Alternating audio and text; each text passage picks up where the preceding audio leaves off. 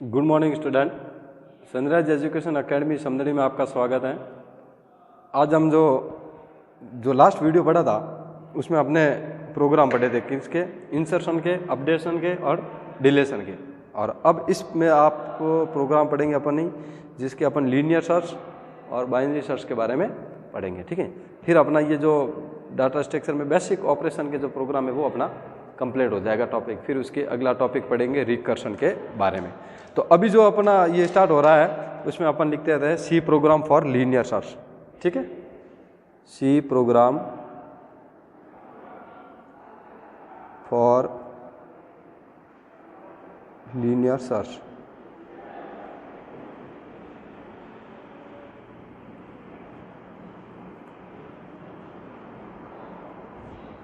अब इसमें क्या होता है कि इसमें अपन देखते हैं वैल्यू को किस प्रकार से अपन सर्च करेंगे। पहले देखो, जैसे ये अपना एरे है, ठीक है,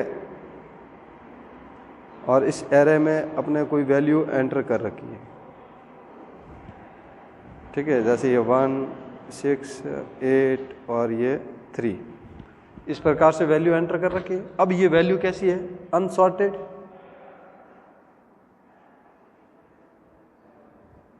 यानी किस प्रकार से है, अनसॉर्टेड है।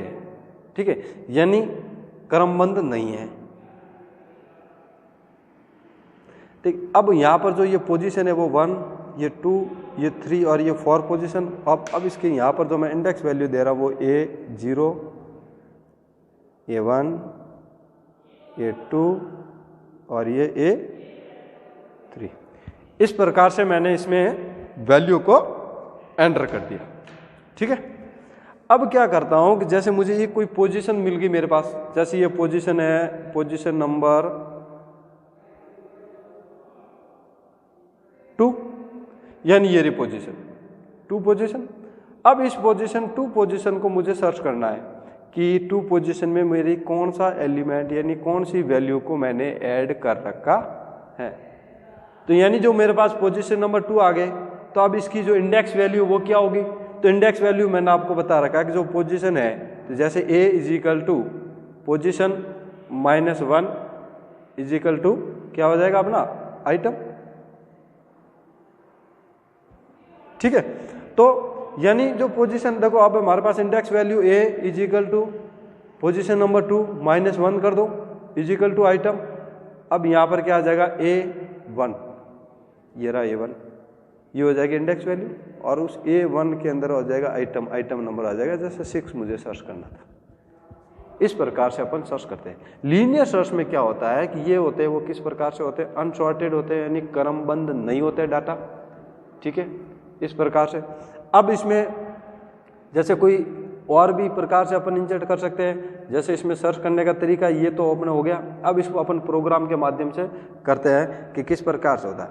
अब एक और बात होता है कि अब जैसे अपन यहाँ पर लूप का प्रयोग करेंगे, तो लूप का प्रयोग करने से पहले अपन यहाँ पर एक कंडीशन भी तो देनी पड़ेगी अगले वाले को। ठीक है नहीं, कि अगर जैसे कोई कंडीशन है इफ बराबर AI इजिकल टू आइटम, यानी ठीक है ये वाली कंडीशन आ गई ना, कि जैसे मैंने यहाँ पर एक अप्लाई कर दिया था कि मुझे पोजीशन नंबर 3 पर मुझे 8 को सर्च करना है। यानी ये तो क्या पोजीशन है और ये मेरे जो सर्च करने की क्या है, आइटम। तो अब देखो मैं किस प्रकार से इसको सर्च करूँगा, यहाँ ध्यान दीजिए। तो यहाँ A इजिकल टू पोजीशन है, उसमें से -1 कर दूंगा, फिर वो किसके इक्वल हो जाएगा, आइटम के इक्वल। ठीक, तो अब देखो A पोजीशन नंबर यहाँ क्या दे रखा, 3 -1 इजिकल टू आइटम। आइटम क्या 8 है। ठीक है, अब A2 इजिकल टू 8। अब मैं देखो ये A2 क्या इंडेक्स है, ये रहा इंडेक्स। ठीक है, अब A2 क्या, ये A2 ये हो गई। A2 में कितनी वैल्यू है, 8, यहाँ पर किसके इक्वल आ रही है। इसका मतलब ये अपना क्या हो गया, सर्च हो गया। यानी जैसे ये सर्च हो गई तो इसका मतलब क्या हुआ, ये डाटा अपन को फाउंड हो गया। अब ये डाटा फाउंड हुआ है तो हमारे पास 2 प्रकार की वैल्यू होती है कि यानी इसके यहाँ पर अपन फ्लैग लगाते और फ्लैग बिट देते।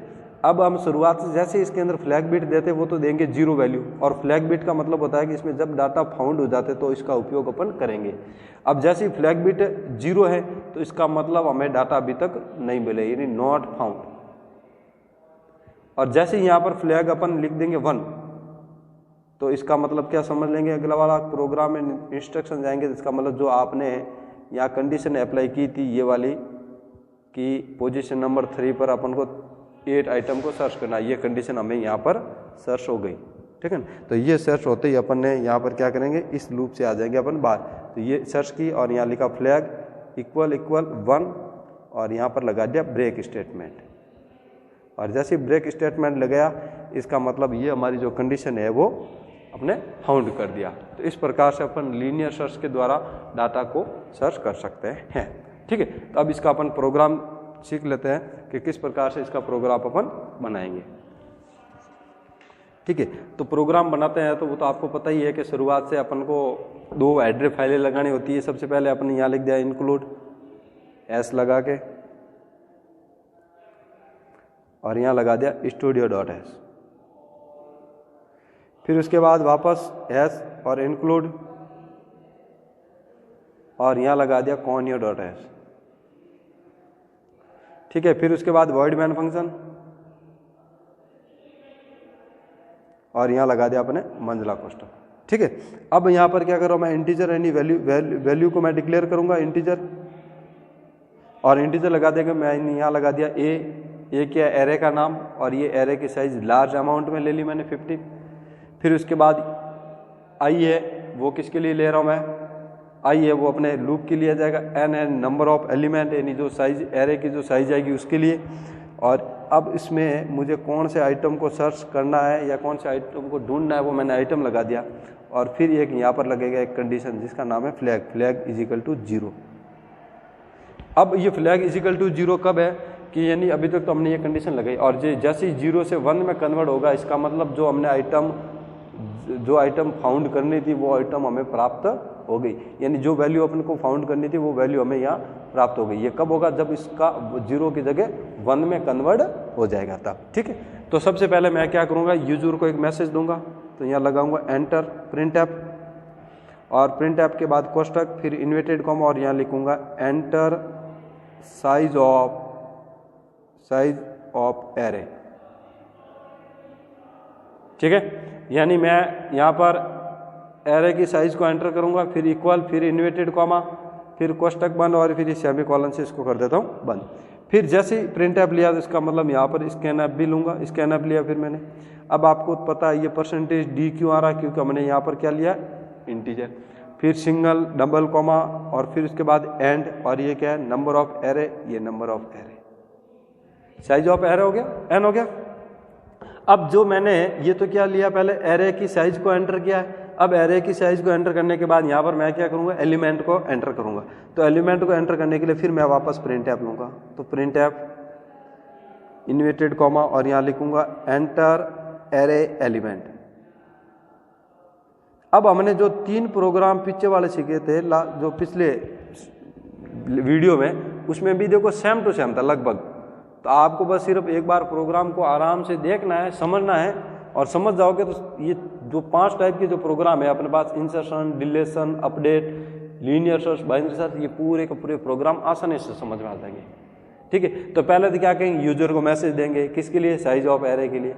एरे की साइज को मैसेज देने के बाद इसमें से अपन क्या करेंगे, डाटा एलिमेंट को ऐड करेंगे, तो एंटर एलिमेंट कर दिए। और जब एलिमेंट को ऐड करते हैं तो फिर यहाँ पर लगेगा फॉर लूप, क्यों, क्योंकि अपन जैसे यहाँ पर एरे की साइज में अगर यहाँ 10 देता हूँ एग्जाम्पल के तौर पे, साइज ऑफ एरे अगर मैं यहाँ 10 दे दी, तो इसका मतलब क्या होगा, मुझे ये जो लाइन है एंटर एलिमेंट है वो 10 बार लिखना पड़ेगा। अब इसको मैं क्या करूँगा, 10 बार एक ही कार्य को अगर मुझे बार बार करना पड़े, तो इसमें अपन को पता हो, आपको पता हो, तो इसमें एक लूप लगता है जिसको कहते हैं फॉर लूप। और फॉर लूप स्टेटमेंट यही कहता है कि एक ही कार्य को बार बार करने के बजाय ये लूप लगा लो, जो ऑटोमेटिकली वो कार्य रिपीट होता रहेगा, ठीक है।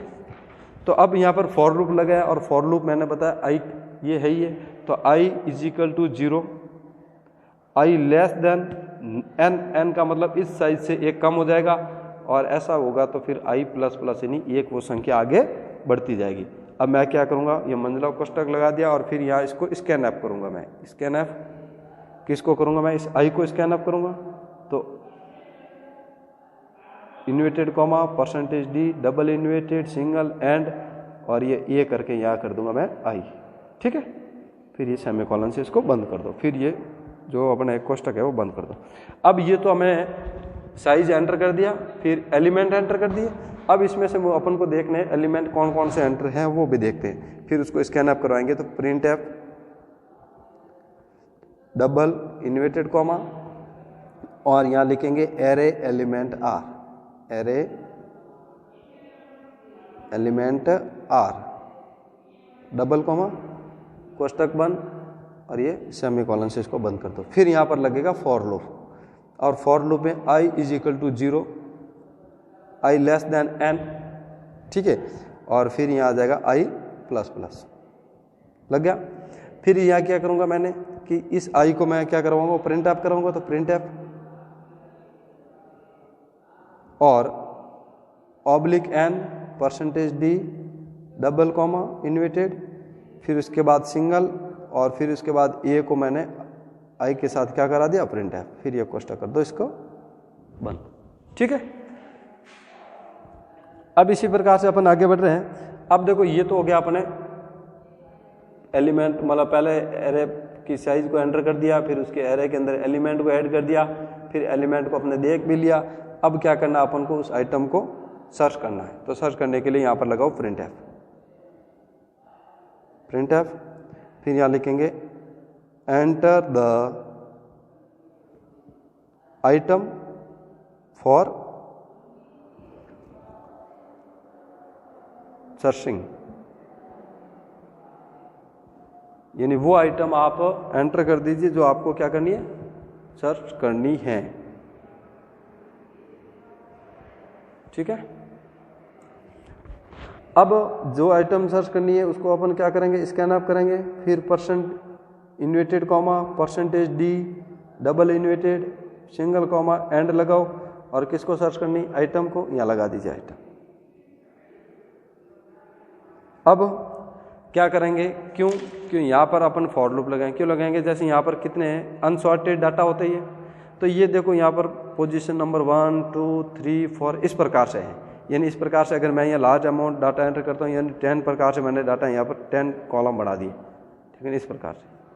तो अब मैं क्या करूँगा, उसमें एक पहला इस वाले कॉलम को चेक करूँगा, फिर इस वाले को, फिर इस वाले को, फिर इस वाले को, मतलब इस प्रकार से वो कॉलम स्टेप बाय स्टेप वो चेक करता जाएगा। क्यों, लीनियर का मतलब यही होता है कि वो कैसे होता है, स्टेप बाय स्टेप, यानी लाइन से पहले इस पे जाएगा, फिर अगले वाले पे, फिर अगले वाले पे, फिर अगले वाले, यानी इस प्रकार से वो आगे बढ़ेगा, ठीक है। तो फिर क्या करेंगे, स्कैन अप, और यहाँ लगा देंगे अपन for loop. For loop i is equal to 0, i less than n और i प्लस प्लस, ये हो जाएगा। फिर अपन यहाँ पर एक कंडीशन अप्लाई करेंगे, इफ अगर ai है वो किसके इक्वल होना चाहिए, आइटम के।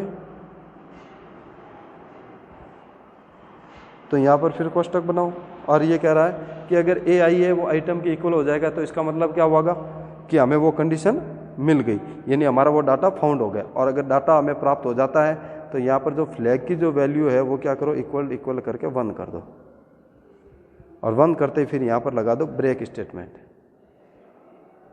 और ब्रेक स्टेटमेंट लगाए तो ये कोष्टक बंद कर दो और ये कोष्टक बंद कर दो। फिर ये कोष्टक बंद करने के बाद एक लाइन आएगी, वो अपन आगे लिखते हैं। अब यहाँ तक तो कोई दिक्कत नहीं होगी अपने, क्योंकि बिल्कुल आसान है, ठीक है। अब आगे लिखते हैं अपन, ठीक है। अब क्या था, वहां तक आगे। अब ये कह रहा है इफ अगर फ्लैग की जो वैल्यू है इजिकल टू इक्वल 1 हो जाती है, यानी इससे पहले जो था वो क्या था कि हमने एक कंडीशन अप्लाई की थी कि इफ ai वो इक्वल है किसके होने चाहिए, आइटम के। तो ये रही कि इफ अगर ai वो आइटम की इक्वल हो जाती है तो फ्लैग क्या हो जाएगा, 1, यानी फ्लैग की वैल्यू क्या हो जाएगी, 1। अब फ्लैग की वैल्यू अगर 1 होती है तो इसका मतलब क्या हुआ कि जो डाटा हमें फाउंड करना था वो हमें रिसीव हो गया, यानी डाटा प्राप्त कर दिया। और ये फिर इस स्टेटमेंट से अपन चले जाएंगे बाहर, ठीक है। तो अब ये ai है वो आइटम के इक्वल कब होगी, तो ये देखो एक मैंने बताया था कि a position -1 is equal to item. तो जो जिस पोजीशन से मुझे डाटा फाउंड करना है, जैसे मान लो पोजीशन नंबर 4 से मुझे डाटा फाउंड करना है, तो ये 4 - 1 इज इक्वल टू आइटम। तो देखो ये ए 4 में से 3 माइनस हो जाएगा और इज इक्वल टू आइटम। तो देखो ये क्या हो जाएगा, ए आई, और ये किसके इक्वल हो जाएगा, आइटम के। तो ये देखो ए आई इज इक्वल टू आइटम। अगर ए आई है वो आइटम के बराबर हो जाता है, यानी जिस जो पोजीशन दी थी और उस पोजीशन में वही डाटा अगर हमें प्राप्त हो रहा है, तो वो किसके इक्वल हो जाएगा, आइटम के। यानी ए आई के अंदर भी ए आई किसके इक्वल है, 3 है। ए आई में भी 3 मिल रहा है हमें, ए 3 में भी 3 मिल रहा है, और आइटम में जो हमें वैल्यू फाउंड करनी थी वो भी 3 मिल रहा है। ये दोनों क्या हो रही है, इक्वल हो रही है। इसका मतलब जो आइटम हमें फाउंड करनी थी, यानी हमें आइटम कौन सी फाउंड करनी है, आइटम ये 3 फाउंड करने थे, तो 3 हमें यहाँ से प्राप्त हो गए। तो इसका मतलब फ्लैग की वैल्यू क्या हो जाएगी, 1। ठीक है। अब ये कह रहा है अगर फ्लैग की वैल्यू 1 हो जाती है तो फिर हमारा यहाँ पर प्रिंट ऐप लगाएंगे, और प्रिंट ऐप में ये कहेंगे कि upon the element is found location, यानी जो लोकेशन थी उस लोकेशन से हमें एलिमेंट प्राप्त हो गया। तो oblique an the elements is found at location, यानी उस लोकेशन से हमें प्राप्त हो गए। इक्वल, डबल, और यहाँ पर इन्वर्टेड कॉमा से बंद कर दीजिए। फिर ये जब होता है, ये वाला जो अपने यहाँ लोकेशन हो गया, उस लोकेशन को अपन देखो आगे और लिखना है, वो मैं यहाँ लिख देता हूँ, इसे बंद बाद में करेंगे। लोकेशन हो गया, फिर उसके बाद यहाँ % d आएगा, फिर यहाँ इन्वर्टेड कॉमा, फिर सिंगल, और फिर यहाँ लिखेंगे i+1। क्यों? क्योंकि ये स्टेप आगे बढ़ेगा। जब अपन को फर्स्ट स्टेप से नहीं मिलेगा तो सेकंड में मिलेगा, सेकंड से नहीं तो थर्ड, इस प्रकार से ये आगे बढ़ेगा। अब लिखते हैं ills print F oblique an element not found. ठीक है, इस प्रकार से अपने यहाँ पर प्रोग्राम हो जाएगा पूरा, और यहाँ लगा देंगे गेट्स फंक्शन, और ये मंझला कोष्ठक हो जाएगा बंद। ठीक है, यानी ये क्यों लगाया कि इफ थी तो इफ में इफ इल्स दोनों स्टेटमेंट लगे कि अगर मान लो हमें सर्च हो गया तो ये काम करेगा, और अगर डाटा फाउंड नहीं हुए तो फिर नॉट फाउंड वाला अपना काम करेगा। ठीक है, और ये कब, अगर फ्लैग की वैल्यू 1 हो गई है तो फिर ये काम करेगा, 100% ये करना है। ये स्टेटमेंट अपना काम नहीं करेगा, क्योंकि 1 कब होती है, 0 कब होती है, जब हमें डाटा को फाउंड करना होता है, और 0 से 1 में कन्वर्ट हुई, यानी हमें वो डाटा रिसीव हो गए। ठीक है, ये प्रोग्राम। अब इसका जो अगला प्रोग्राम है वो अपन देखते हैं बाइनरी सर्च के बारे में, यानी सी प्रोग्राम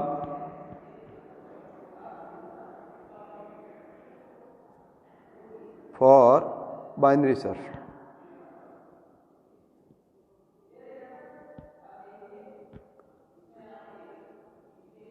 ठीक है, तो ये अपना लास्ट प्रोग्राम रहेगा, जो अपने बेसिक ऑपरेशन थे अपने उसके डाटा स्ट्रक्चर के अंदर, उसके लास्ट प्रोग्राम यही है।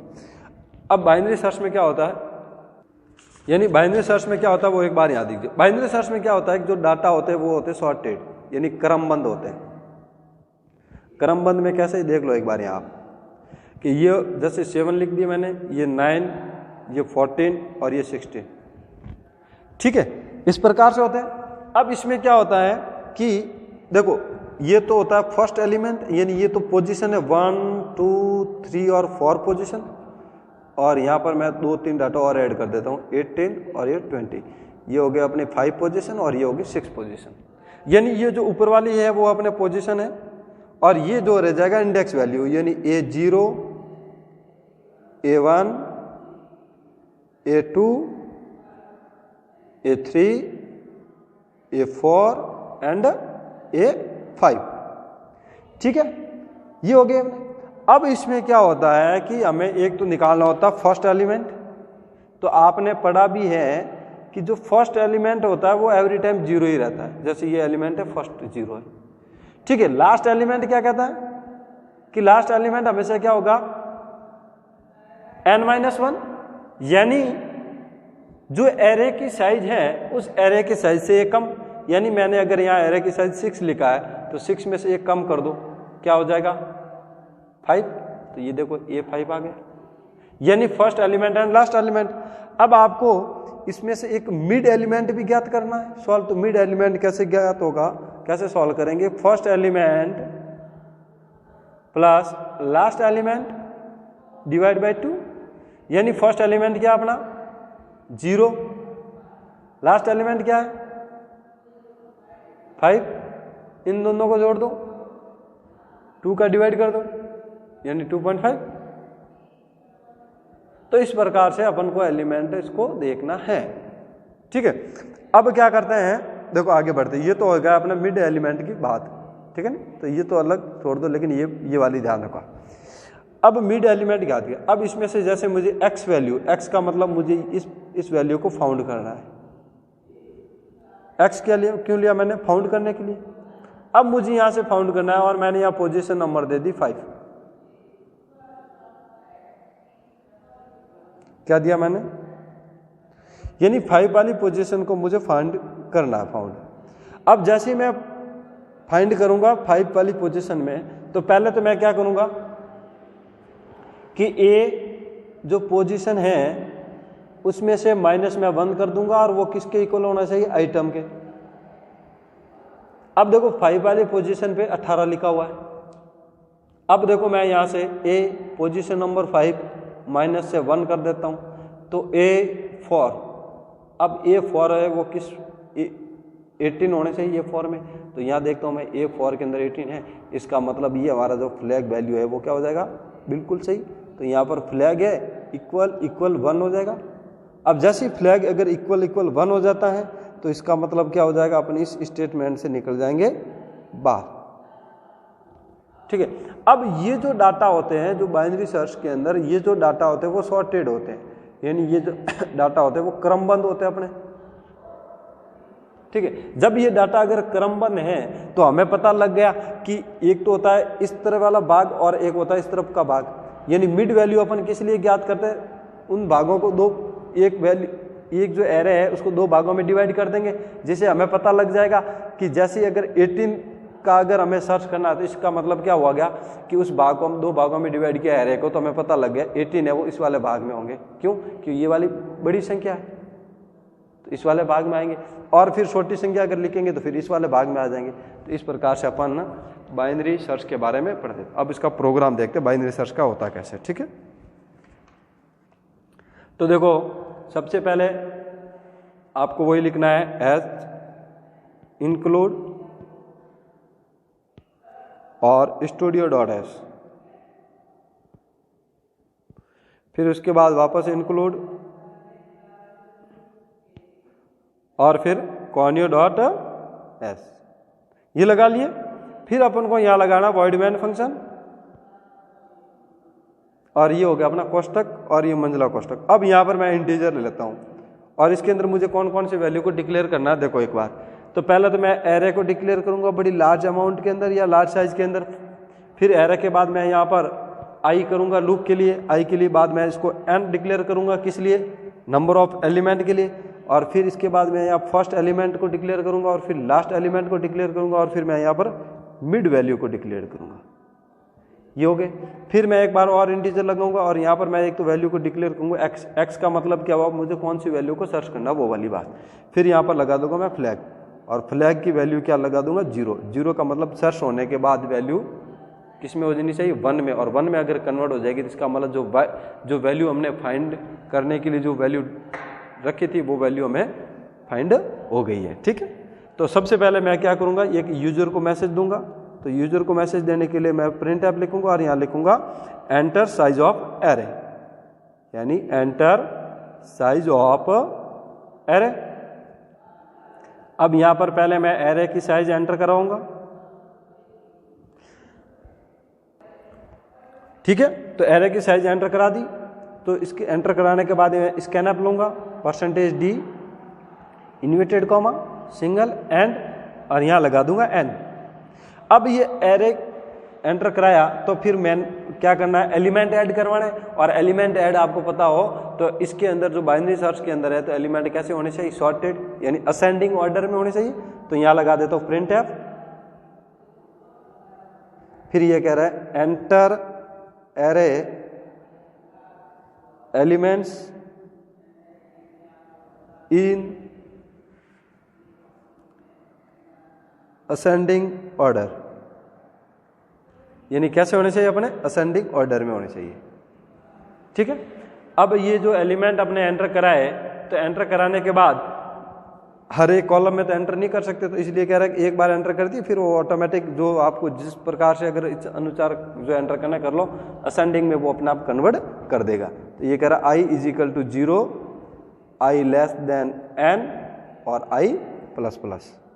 ठीक है, फिर मैं इसको स्कैन अप करवाता हूँ और यहाँ पर लिख दो मैं %d डबल सिंगल एंड और यहाँ पर लगा देंगे अपन ai। ठीक है, अब ये होने के बाद क्या करूंगा, एंटर सर्च एलिमेंट, यानी मुझे कौन सा एलिमेंट को सर्च करना है वो वाला, तो यहां लगा दूंगा printf और ये लगाते हैं एंटर सर्च एलिमेंट, यानी कौन सा एलिमेंट मुझे सर्च करना है। अभी एलिमेंट सर्च करने के लिए मैंने कौन से डिक्लेयर किया था x को, तो यहां पर स्कैन अप करेंगे इसका, तो ये लगाओ scan up %d double comma single and और यहां लगा दो x, लगा दिया। अब ये कह रहे हैं, अब देखो x लगा दिया, अपन फर्स्ट एलिमेंट डिक्लेयर करते हैं। यहां पर फर्स्ट एलिमेंट क्या है अपना, पहला ये f है वो क्या है 0 रहेगा।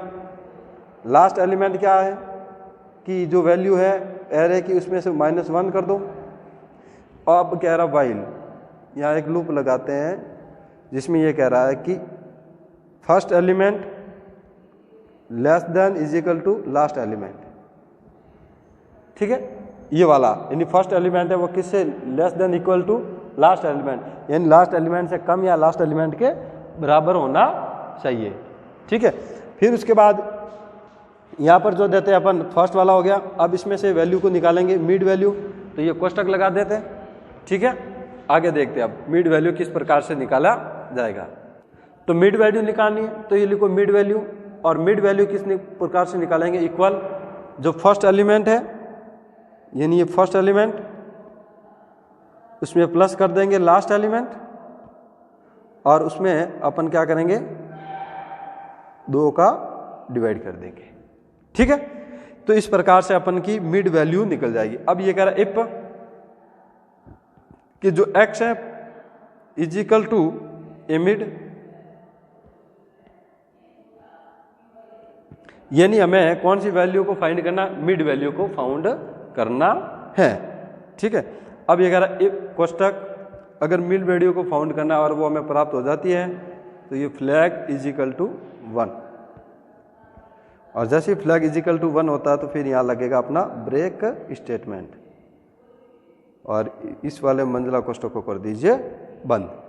अब ये कह रहा है इल्स, इसी के लिए फिर कोष्टक इफ कि x ग्रेटर देन ए मिड,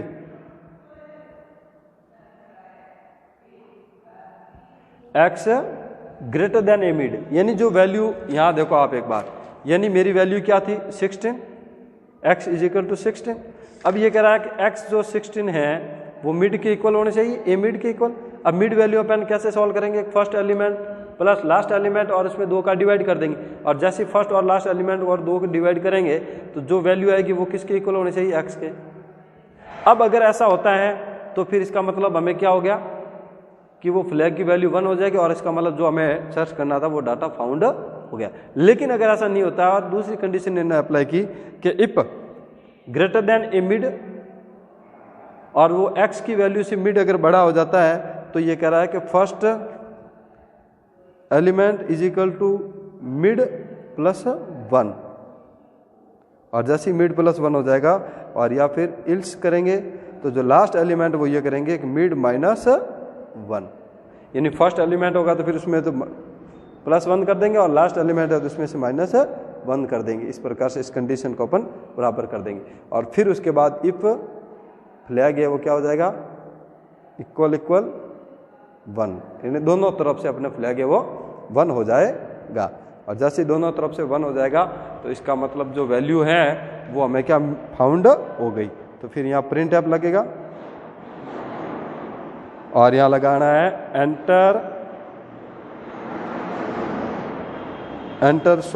यहाँ लगेगा एलिमेंट, यहाँ लगेगा अपना element is found at location, यानी जो लोकेशन हमने दी थी, कौन सी दी थी, x, उस लोकेशन से हमें क्या फाउंड हो गया, एलिमेंट फाउंड हो गया। और इसमें से अपन ने यहाँ पर जो एलिमेंट फाउंड हुआ वो मिड प्लस 1 कर देंगे, ठीक है। और फिर इल्स अगर एलिमेंट फाउंड नहीं हुआ तो फिर सेकंड printf, और यहाँ पर लगाएंगे एलिमेंट नॉट फाउंड, यानी एलिमेंट प्राप्त नहीं हुआ, ठीक है, कोष्टक बंद। और फिर यहाँ लगेगा गेट्स फंक्शन, और फिर ये मंजा कोष्टक से बंद कर दीजिए, ठीक है। इस प्रकार से हमने पहले वाले, इससे पहले जो वीडियो था उसमें हमने 3 प्रोग्राम सीखे, जिनमें से अपने इंसर्शन, डिलीशन और अपडेट के बारे में, और इस वीडियो के अंदर अपने 2 प्रोग्राम जो बाइनरी सर्च और लीनियर सर्च के बारे में, ठीक है। अब यहाँ तक कि अपने डाटा स्ट्रक्चर वाला जो चैप्टर है, जो एरे के अंदर डाटा स्ट्रक्चर के अंदर जो बेसिक ऑपरेशन होते हैं वो अपने हो जाते हैं कंप्लीट, ठीक है।